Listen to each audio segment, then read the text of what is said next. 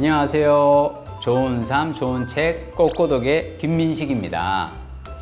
어느 기자님이 야근을 너무 많이 하셔서 그런지 어깨 통증이 좀 심해서 마사지를 받으러 가셨어요. 마사지 하시던 분이 그러십니다. 왼쪽 가슴에 혹이 만져져요. 병원 한번 가보세요. 42살이라는 젊은 나이에 병원에서 유방암 3기라는 진단을 받고 많이 놀랍니다. 열정과 긍정이 삶의 모토이고 에너자이저라는 별명을 얻을 만큼 일과 육아에 최선을 다했어요. 2019년에 신문사에서 팀장이라는 직책을 맡아 밤 10시 넘도록 일하며 올해의 언론인상까지 타는데요. 그해 말에 유방암 진단을 받습니다. 처음엔 암이 사형 선고처럼 들렸다. 암이 내 삶의 즐거움과 삶의 기쁨을 빼앗고 나는 어둠 속에 갇혀 영영 무채색 같은 삶을 이어갈 줄 알았다. 그러나 그런 내 생각은 완벽하게 틀렸다. 암 진단 이후에도 또 다른 기쁨과 행복과 기회의 빛이 나를 비추어 주었다.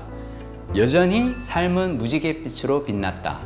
암 진단을 받으면 인생이 끝장나는 줄 알았는데 인생은 계속됐다. 암 환자로 살아도 삶은 무지갯빛으로 빛난다고 말하는 분, 양선아 기자의 책을 소개합니다. 끝장난 줄 알았는데 인생은 계속됐다. 양선아 한겨레 출판. 유방암 3기 환자가 겪는 일상이 만만치 않습니다. 항암을 하면 입맛이 사라져요. 먹어야 영양분을 보충할 수 있기에 구토 증세가 심한데도 억지로 꾸역꾸역 밥을 먹습니다. 지독한 변비와 속쓰림에 탈모까지 찾아옵니다. 머리를 감을 때마다 한 움큼씩 빠지는 머리카락을 보다 못해 머리를 밀고 가발을 삽니다. 엄마의 낯선 모습에 어린 아들은 눈물을 흘려요. 아이들이 놀랄까봐 엄마는 아파도 아픈 티도 못 냅니다. 그 힘든 항암을 7번이나 받고 다시 조직 검사를 받는데요. 유방 전절제 수술을 해야 한다는 말에 다시 무너집니다. 항암, 수술, 방사선 치료까지 하나하나 단계를 밟아갑니다. 무엇 하나 쉽지 않은 과정이지만 저자에게는 뚜렷한 목표가 있어요. 바로 완전관해입니다. 돈, 지위, 인정과 사랑, 흔히 우리가 갖고 싶어하고 바라는 것들이죠. 저자도 암 진단 전에는 집장만 하느라 진 막대한 빚을 하루라도 빨리 청산하려고 기를 쓰고 일을 했어요. 암 진단을 받고 항암 치료를 시작하니 욕망, 욕구, 욕심이 절로 줄어듭니다. 욕망의 다이어트가 시작된 거죠. 이제 저자의 꿈은 오로지 하나예요. 완전관해. 암세포가 완전 소실되는 것입니다. 몸에서 암이 사라진다면 어떻게 살까요? 다시 과거로 돌아간다면 자연식으로 몸에 좋은 음식들을 찾아 누구보다 맛있게 감탄하며 먹을 자신이 있다. 사랑하는 가족, 좋아하는 지인들과 좋은 음식을 먹고 즐거운 대화를 나누는 일을 더 중요하게 생각할 것이다. 잠까지 줄여가면서 일을 하고 책을 읽고 그렇게는 하지 않을 것이다. 일주일에 한 번은 온전히 나 혼자 있는 시간을 마련해 나에게 쉬는 시간을 허락할 것이다. 달러구트 꿈백화점이라는 책이 있어요. 우리가 잠들면 꾸는 꿈은 꿈 제작자가 만들고요. 달러구트는 다양한 꿈을 파는 판매자인데요. 이 책을 읽다 저자는 암 환자를 위한 꿈이 무엇일까 생각하다 달러구트에게 편지를 씁니다. 암 환자가 바라는 건 완치 꿈이지요. 암 환자가 완치에 이르는 길은 길고 지루해요. 그 길은 울퉁불퉁하고 장애물도 있어요. 3개월에서 6개월마다 검진을 하고 결과를 기다릴 땐 바들바들 떨어야 합니다. 이런 길을 갈 때 완치 후 자신의 모습을 꿈에서 볼 수 있다면 얼마나 힘이 될까요? 저자가 주문하고 싶은 꿈이 또 하나 있어요. 암 치료를 하는 의사들을 위한 맞춤 제작 꿈으로 역지사지몽이라고요.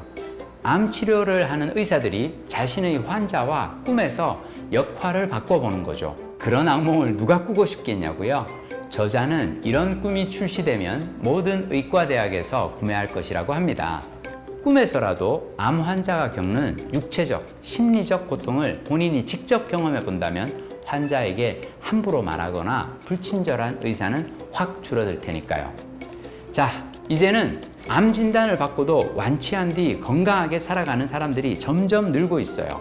2015년부터 2019년까지 최근 5년간 새로이 진단받은 암 환자의 5년 상대 생존율은 70.7%에 달합니다. 1995년 암 5년 상대 생존율이 41.2%였던 것에 비하면 많이 높아졌죠.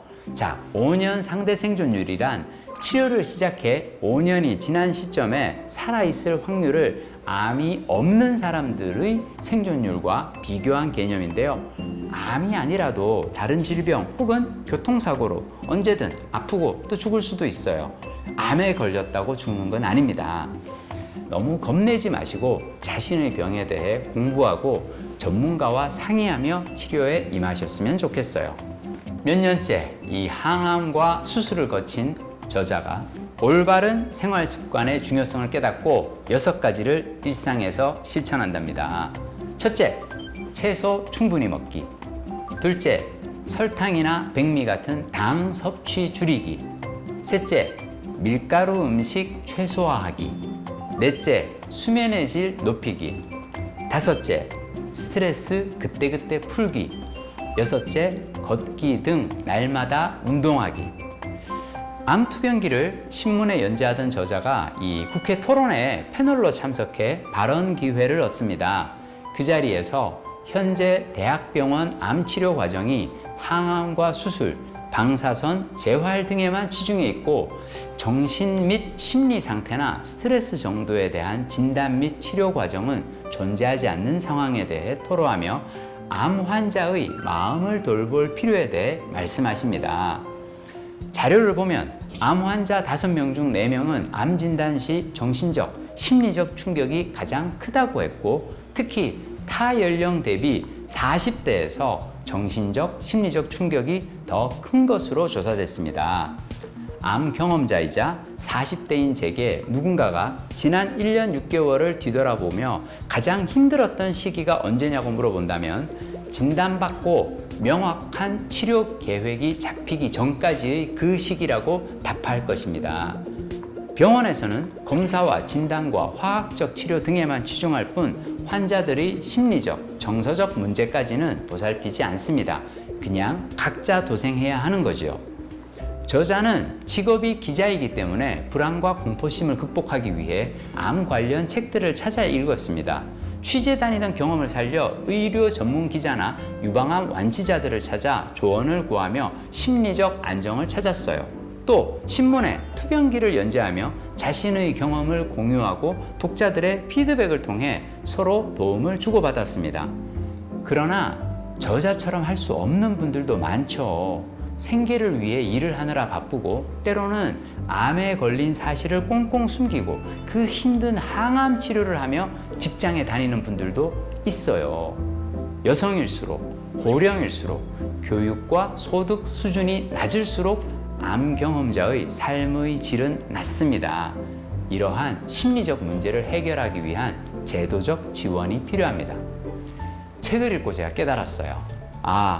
공부하는 사람은 암이라는 시련을 만나도 삶의 교훈을 찾아 나서는구나. 진료실에 수첩을 들고 가 질문하고 기록하고 투병 기간 필요한 점을 꼼꼼하게 취재했어요. 수술 전 간병 시스템을 어떻게 짤지, 항암 치료 전에 해야 할 일, 수술 준비물 리스트 등 세심하게 기록한 덕분에 암 환자와 그 가족들을 위한 좋은 매뉴얼이 한 권 나왔습니다. 심리기획자 이명수 선생님은 이렇게 말씀하십니다. 지금 물리적, 심리적으로 벼랑 같은 고통 속에 빠진 누군가요.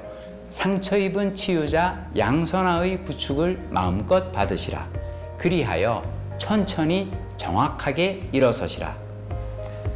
아프지 않은 삶이 좋은 삶이라 믿습니다.